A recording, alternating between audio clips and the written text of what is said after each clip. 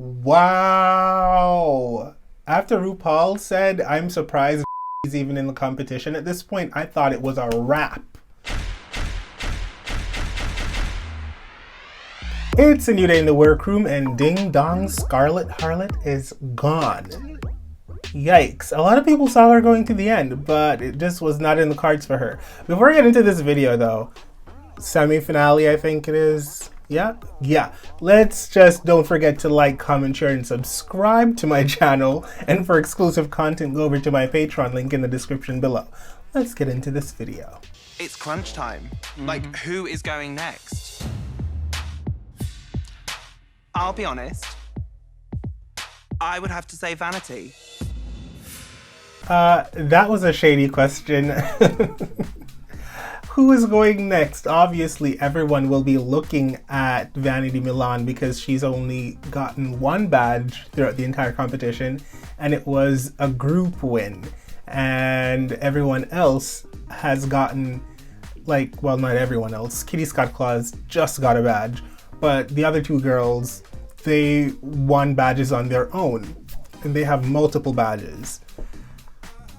Yeah, if you're looking at the numbers, you'd expect Vanity Milan to go next week, but if there's anything she has taught me throughout this entire process, don't count her out. Like, she is going to fight to the end, and if it's up to her against you in a lip sync for her to stay, chances are she might stay. I mean, Cameron Michaels lip synced, what, 4 or 5 times up to the crown back in her season, so it's possible. Girls, we are the top 4. And the dead weight is gone. All right, Vanity Milan at the dead weight. I wish they would just stick to a top 4 at the finale rather than a top 3. I don't know. I like it as a top 4. It's like more people for me to speculate, like, oh my god, it's 1 in 4. I do agree. Personally, I know that a lot of you in the comments did not agree with me, and that is okay. That is why I like this community. We all have our opinions, we share them respectfully, and we don't take things personally. I thought that Ella Vaday would have won last week. I would have given the win to her had it been my responsibility to choose who won.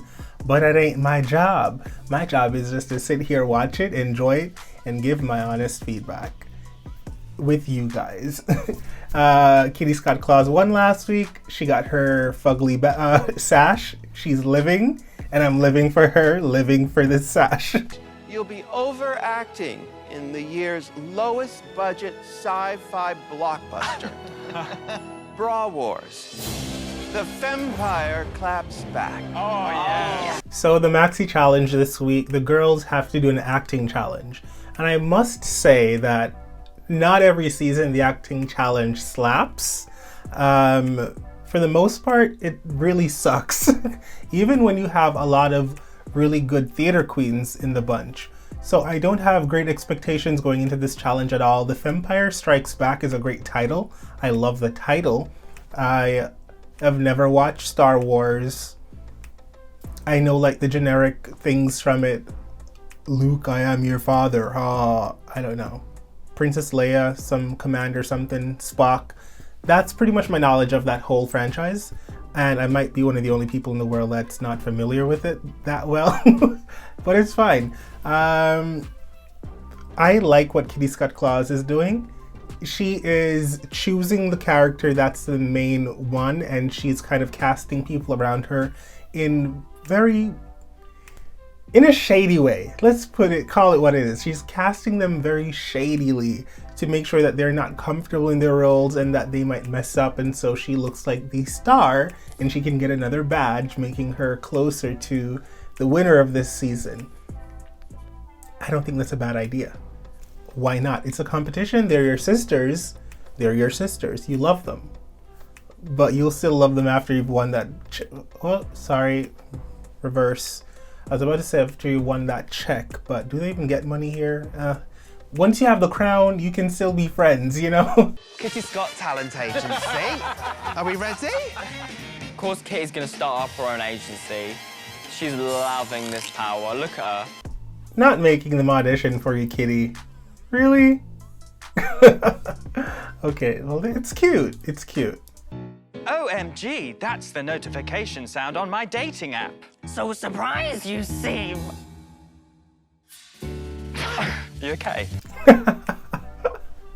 Crystal's accent is kind of me in season 2 of RuPaul's Drag Race UK, trying to say Lawrence Chaney with a accent. Like, it was very that. I was so bad at it.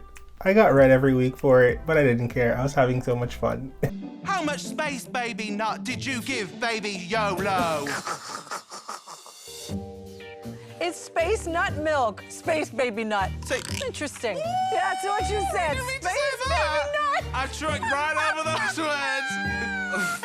Wow, this could be good or it could be a hot mess. I don't know what to think, because the best one throughout the whole process with Michelle Visage was Vanity Milan, with her little role that she got as a little blue-faced baby.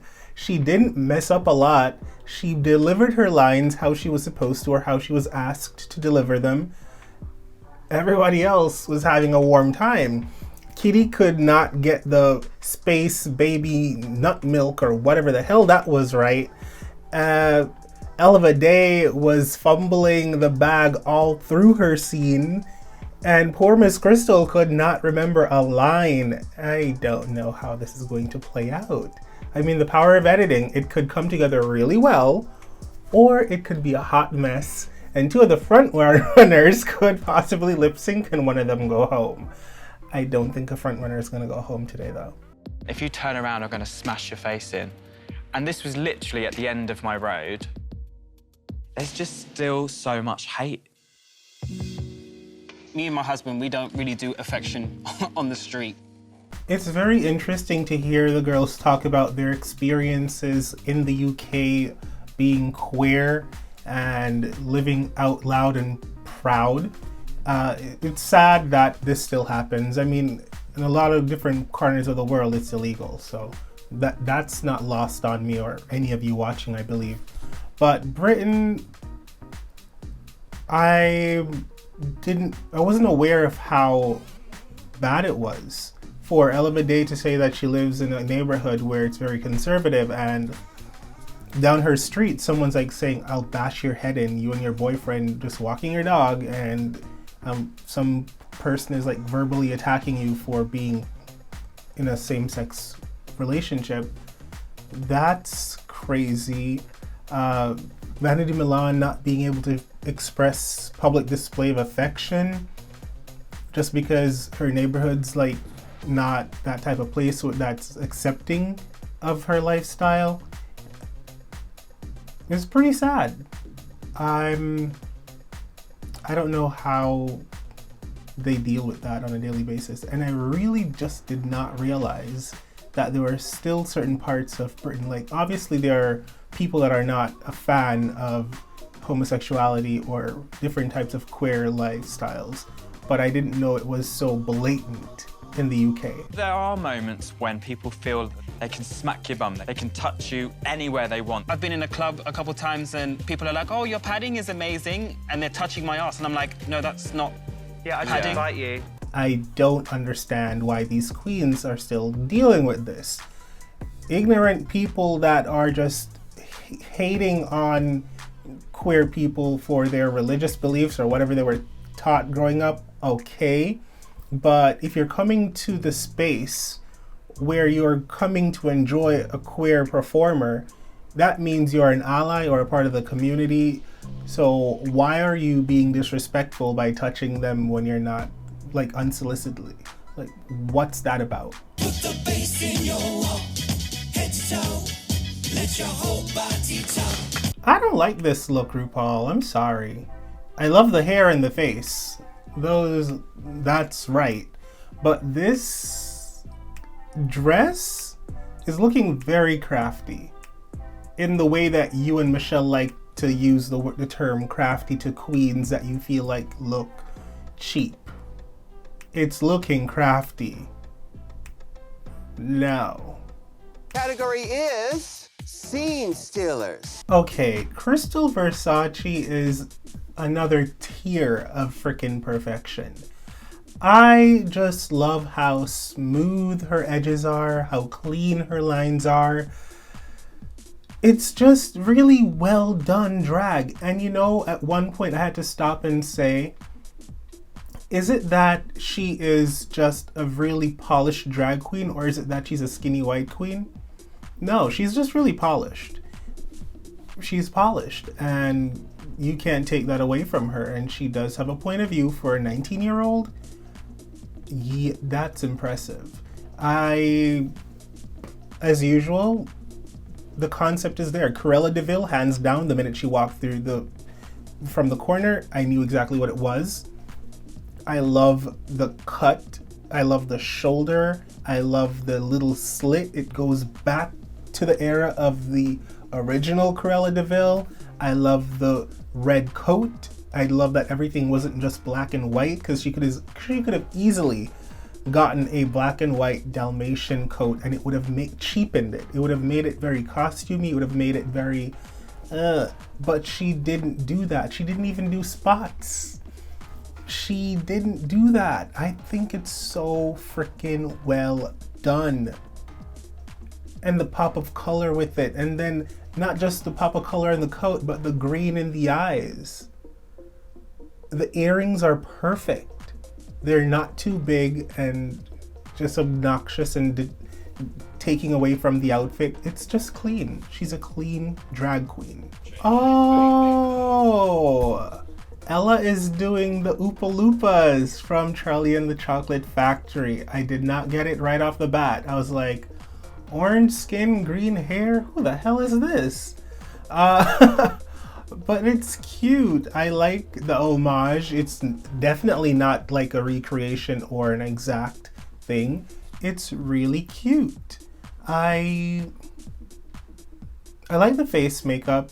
For an orange look, it's really nice. It's blended beautifully. The white brow, the green hair is fun. It's giving the Oopa Loopa vibe.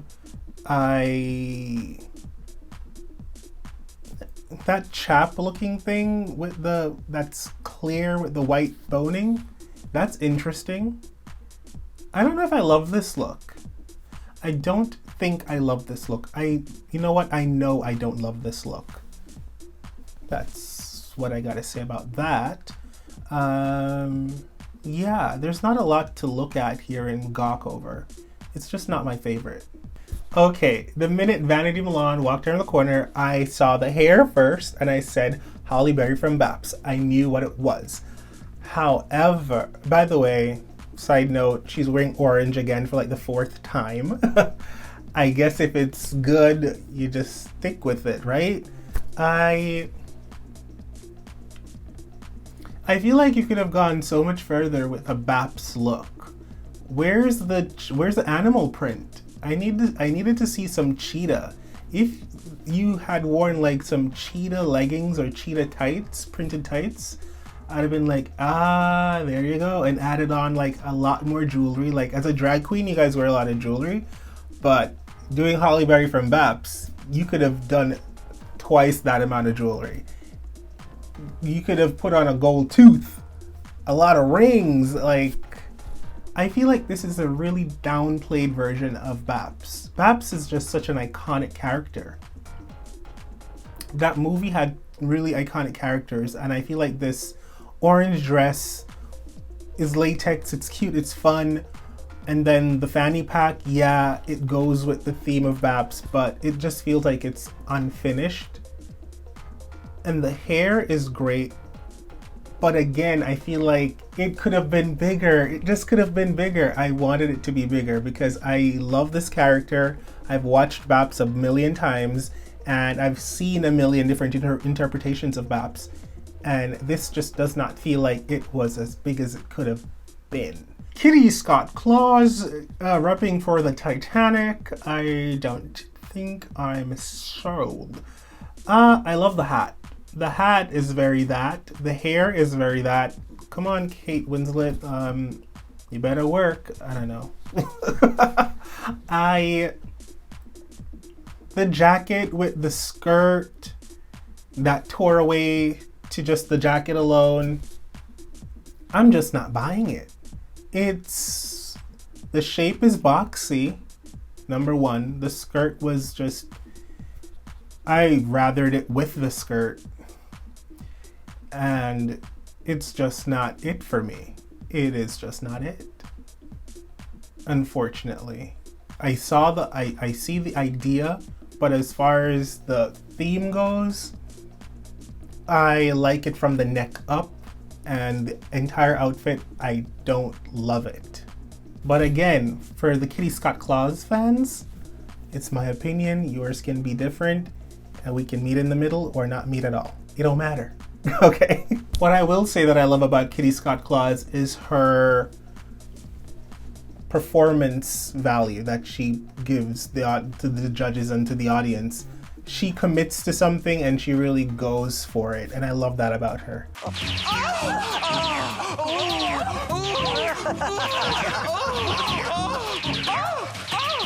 the power of my death breath! Overall, the girls were pretty good in this entire acting thing. Like, a few of them stumbled when they were doing it, but the finished product, everyone looked and felt natural.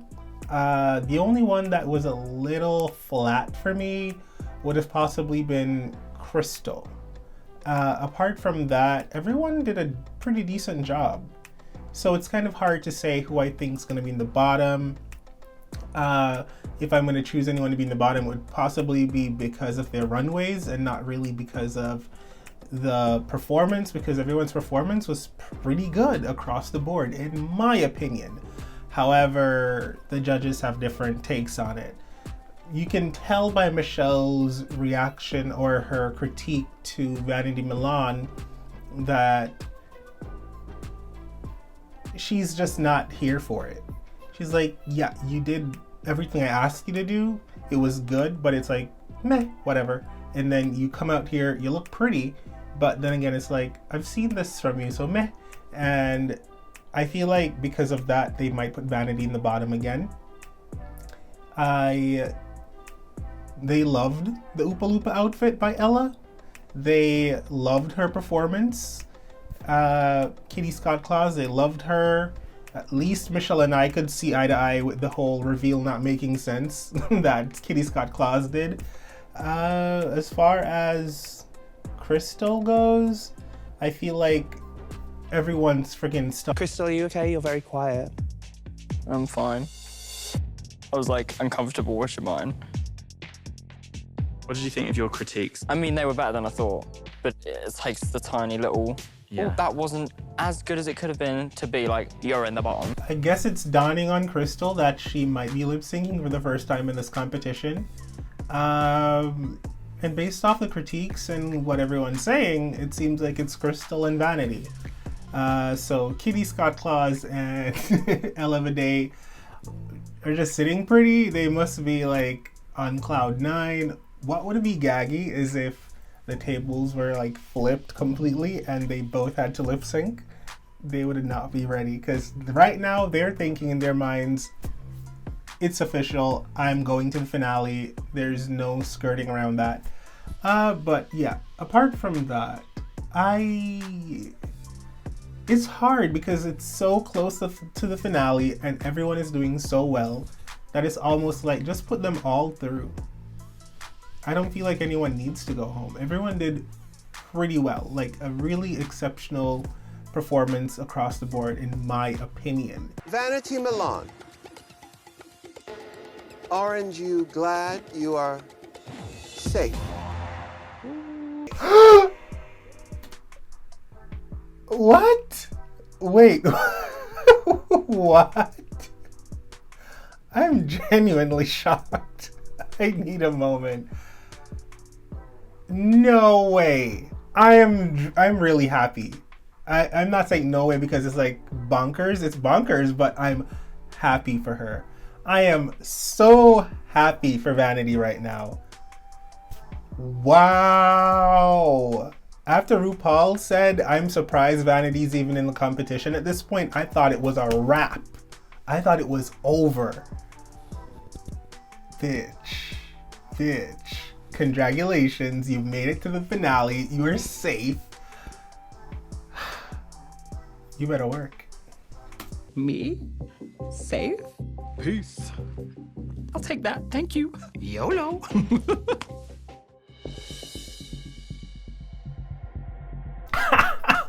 And now you got people like Kitty Scott Claus looking like they're about to have a heart attack because they had no clue that Vanity would ever be safe. Oh, I just love the way that this episode is turning out. Don't you? Crystal Versace. Sometimes you've got to be Cruella to be kind. You are safe.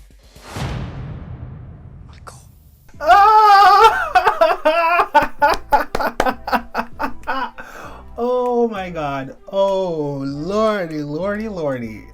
Yo. Are y'all freaking out like I am? Are y'all feeling what I'm feeling right now? Okay. Before I even continue watching, it's either RuPaul is doing what I wanted her to do and flip the whole script and put the two girls everyone's expecting to lip sync through and make the two girls that are like, I'm so good, I've got this in the bag, put them in the bottom. Or RuPaul's doing something completely different. Listen for a second. I mean, if you're watching this, you probably already watched the episode. But whatever.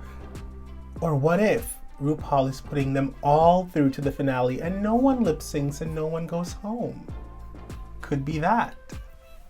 Ella Vaday. Kitty Scott Claus.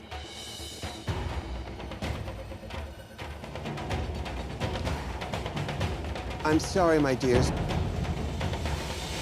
but you are not up for elimination. Ah, bitch. I knew it. They're not. I just knew it. In fact, you are the top two queens of the week. Rue, you had me for a second there, my love. Oh, thank fuck for that. But only one of you will be named the winner. Ah.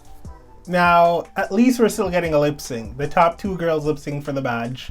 I'm here for it because I've not seen Ella Vaday lip sync and I've not seen Kitty Scott Claus lip sync. And they're both queens that have a lot of mouth and claim to have a lot of experience doing a lot of things. So let's see what you're made of. That lip sync was really fun. I had a really good time watching these girls. I personally preferred Ella Vaday's performance more than Kitty Scott Claus because Kitty Scott Claus looked a little weird in the face when she was lip syncing. It didn't give me fierce. It gave me, I don't know, she looked surprised a lot throughout the lip sync. And she was doing this thing that's similar to Ginger Minj when she was lip syncing against like different people. She would like try to imitate them doing fierce things. And I just don't think it worked for her. But Ella Vaday, she was giving me sex, she was giving me pop star diva, and I loved it. Ella Vaday. Kitty Scott Claus. Congratulations, you are both winners, baby. Okay, so both Ella Vaday and Kitty Scott Claus win the lip sync. Fine, whatever. It's just to give everybody a win day today at Drag Race, it seems. No one lip syncs for their life to go home. No one loses the lip sync when they're all gonna stay anyways. Okay, it was a really happy-go-lucky episode. Well, next week's the finale, so someone's gotta win and the rest of you gotta go home. Like, someone has to lose. Frig. Thank you guys so much for watching. I love you guys so much. Don't forget to like, comment, share, and subscribe to my channel. And if you want more exclusive content, as usual, you know the drill. Go over to my Patreon. The link is in the description below. Until next time, bye. Hey beautiful humans, you've made it this far in this video. Why not subscribe to my Patreon? You can sign up for exclusive content I don't post on YouTube, or support me making content for this channel. Speaking of, why don't you watch another video?